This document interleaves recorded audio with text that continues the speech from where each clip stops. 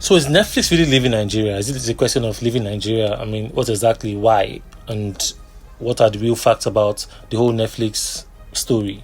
Stay tuned, and I'll explain a few things. When it comes to this whole Netflix, the whole, should I call it the propaganda or the rumor of them leaving, is not necessarily about them leaving, but more about them cutting down or maybe even withdrawing or stop the investments, whatever, or funding of the movies, and I'm sure even when we talk about funding, I don't think it was just them giving producers money or whatever to go and shoot movies and come and put on their platform, and then it was also about them recouping, right?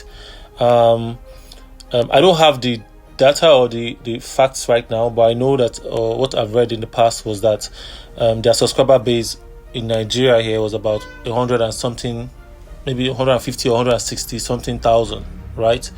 And that number has been even on a decline.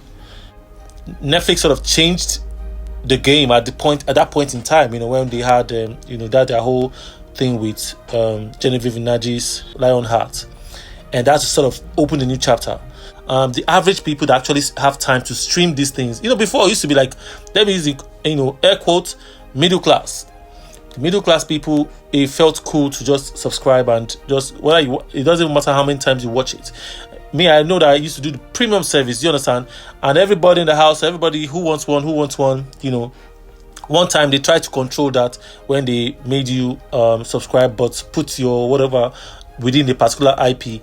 But all of that still, I don't think it helped. But then today's economy, so to speak, might just be another factor. And guess what? Some of those your favorite actors are now even acting. Before it seemed like, if you are acting or if your movie is on YouTube, it looked like, what was that?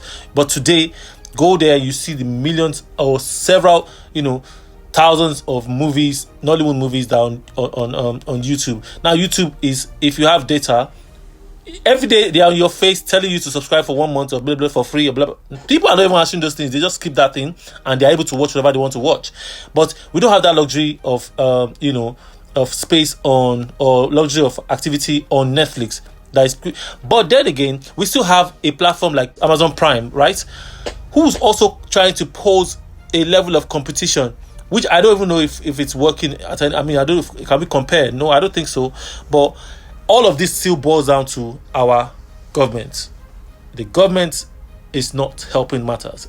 Truthfully, if we had an open field where the government is really supporting, even with the tech, even the platforms that were existing before, you see that we may not even need the international platform to come and be investing in the things that we're doing, because these are our stories that we're telling. These are things that are happening every other day. If you watch any Nollywood flick, there's nothing different that you are watching there that's not happening in our society. Do you understand? Of course, people take it deeper to want to create bigger stories or stories that have never been told and stuff. But even at that, there are still things within our circle. I'm sure you get what I'm saying. First of all, why is the Forbes greatest rapper of all time thing coming out again? This is not the first time. They've released this thing before. They just did like an update. But why is it trending right now? Also, is Jay-Z really the greatest rapper of all time? What's your take? Do you think Jay-Z, if he's number one on that list, why, first of all? And does he really deserve to be there? When it comes to Forbes, we need to be sure of what exactly is the criteria for this list. But it will never go far from even their achievement. Do you understand? Success in business and everything. And personally, I will agree, I accept that Jay-Z can actually pass for one of the greatest rappers of all time if I put together both his body of work, his catalog, the value or quality, or more of the value of his catalog, his person, the business, his influence, why not Jay-Z? Why would I want to argue about Jay-Z being the greatest rapper of all time? But I also have to, you mentioned, what is actually the criteria for this whole, for this accolade? And then it also begs the question, because when you now say, okay, if you look at it from that perspective, then you don't want to question, but Kendrick Lamar, though, do you understand? If I'm hearing Kanye West, if I'm hearing